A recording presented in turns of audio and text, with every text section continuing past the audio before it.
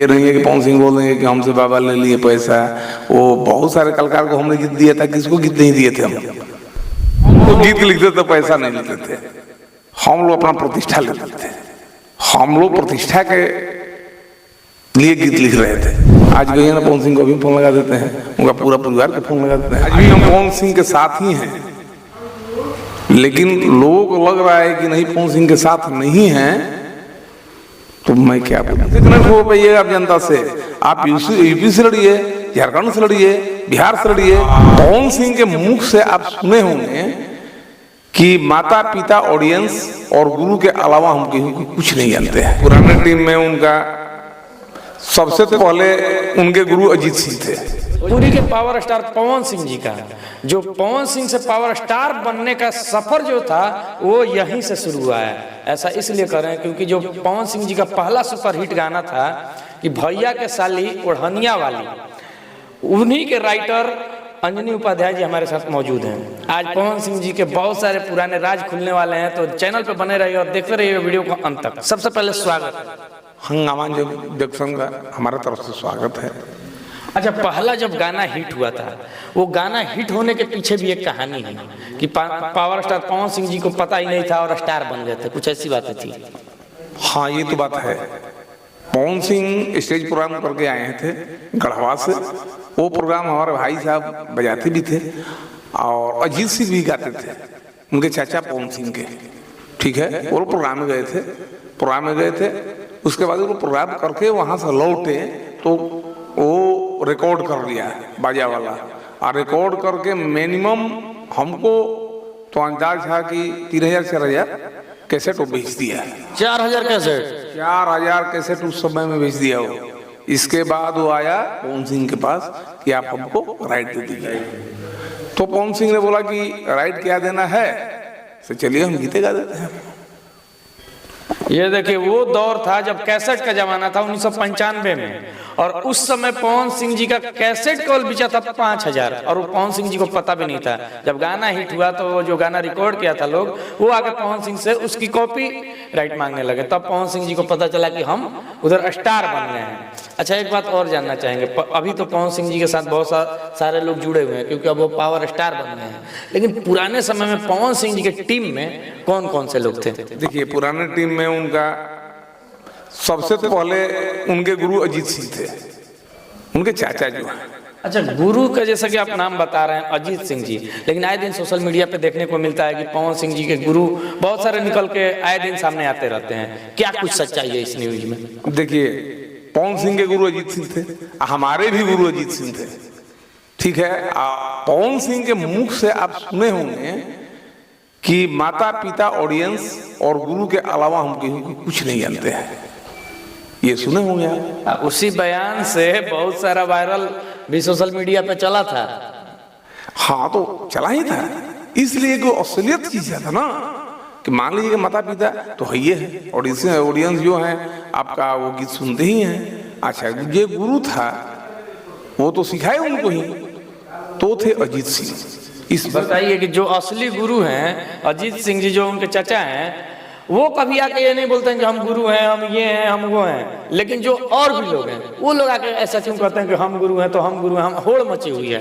इस बात पे तो हंसी आती है कि मान लीजिए कि अब लोग अपना बरियारी कहे कि हम ही हैं, हम ही उनको सिखा दिए, पढ़ा दिए, कर दिए, वो कर दिए, तो उसका बात कुछ और हो जाएगा ना। अच्छा, क्या कुछ कहिएगा? पवन सिंह जी अब चुनाव भी लड़ने वाले हैं। शुरुआत दौर में बने गायक, उसके बाद अभिनेता, अब बारी आ रही है नेता बनने की, तो किस तरीके से देख रहे हैं आप? देखिए, ये तो उनका अपना मैटर है जिस पार्टी से लड़े, लेकिन पवन सिंह का ये चीज है कि हमको आप इसलिए कि अभी तो बीजेपी में है, वो स्टार प्रचारक, स्टार प्रचारक है। इसके बाद वो कहते हैं कि हमको बिहार से दे दीजिए, हमको यूपी से दे दीजिए, हमको झारखंड से दे दीजिए, हम चुनाव लड़ेंगे।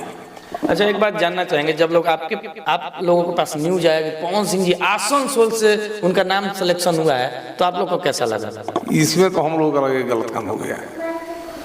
आप लोग को भी लग गया था कि नहीं एकदम गलत काम हो गया है? हाँ, इसलिए कि मान लीजिए कि वो बंगाल जाकर क्यों लड़ेंगे भाई, न बंगाली आता है, न बंगाली जनता से कनेक्टेड है। हाँ वही ना बात है। यूपी से दे दीजिए, बिहार से दे दीजिए, झारखंड से दे दीजिए, देखिए मजा कैसा होगा।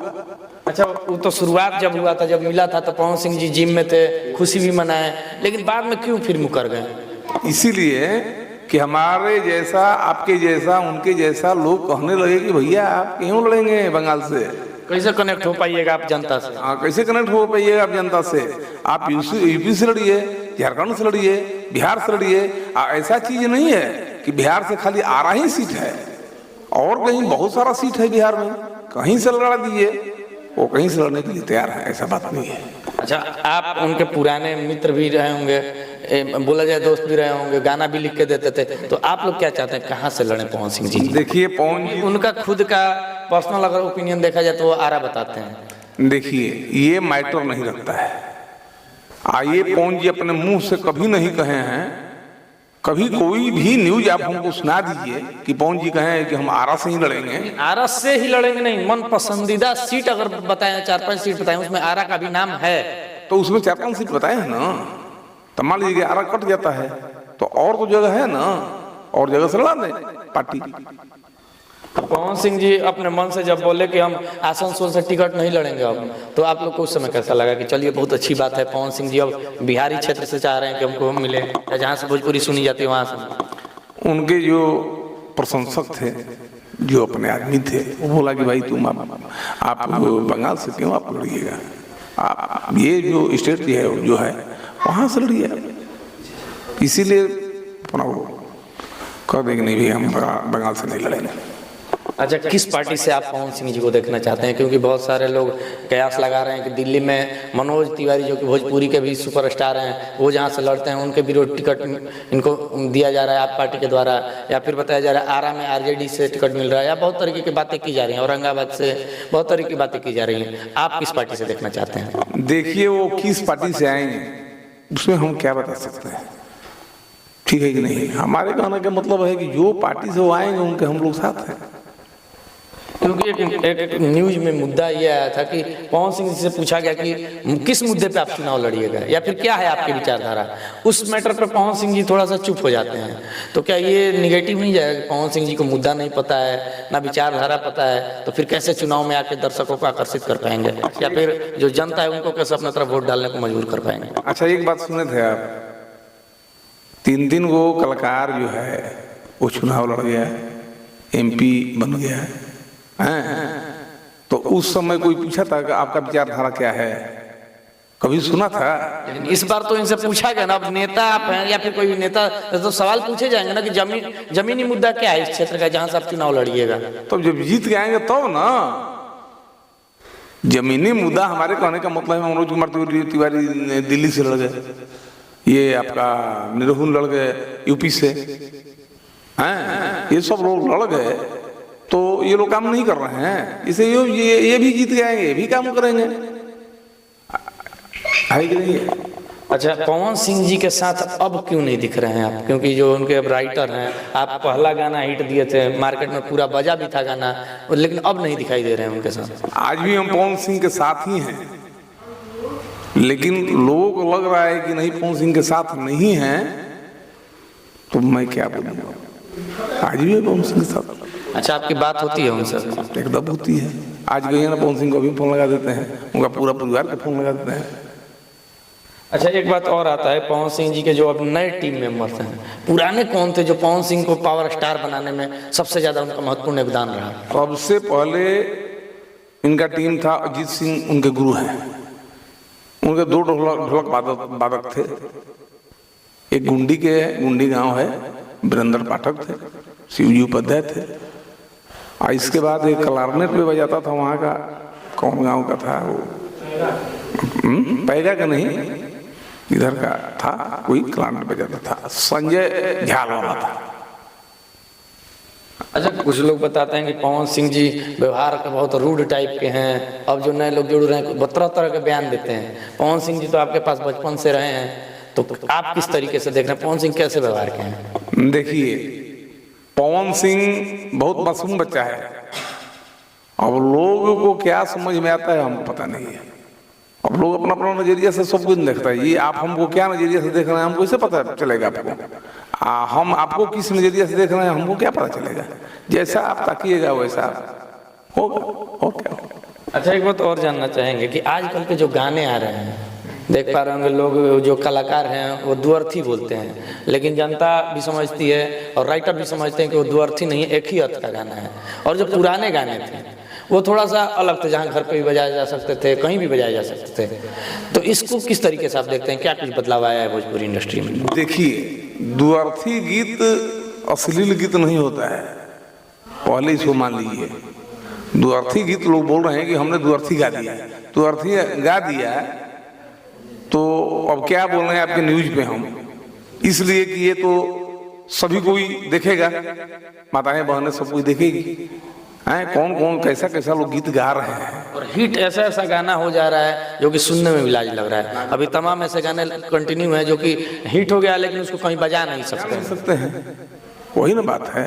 तो हमारे कहने का मतलब है कि चलिए, समाज में बहुत सारे लोग होते हैं, तो किसको दोष देना चाहेंगे? कौन जिम्मेवार है इस चीज़ को जो भोजपुरी में इस तरीके की अश्लीलता परोस रहा है और उसको डिमांड के रूप में बोल रहे हैं कलाकार लोग की डिमांड है तभी ना हम गा रहे हैं? ऐसा कोई बात नहीं है, ऐसा कोई बात नहीं है। कोई गायक जो है, अभी आप देखे होंगे, अभी पवन सिंह का कैसे आया था, ये रघुराई है, तो चला कि नहीं चला? उसका मिलियन देख लीजिए कितना चला है कि नहीं है? अच्छा, पवन सिंह जो भी गीत गाते हैं वो भी चलता है। तो और भी कलाकार हैं जो कि शॉर्टकट लेने के चक्कर में अश्लीलता फैला देते हैं, अश्लील गाना ला देते हैं, या फिर जातिवाद को लेकर कोई गाना गा देते हैं जिससे कि वो गाना पूरा मार्केट में धड़ल्ले से बजने लगता है। तो वो लोग भी तो कहते हैं कि देखिए हमारा गाना व्यू जा रहा है, मतलब 10-20 लाख 50 लाख लोग देख रहे हैं, तो 50 लाख लोग बुर्बक हैं।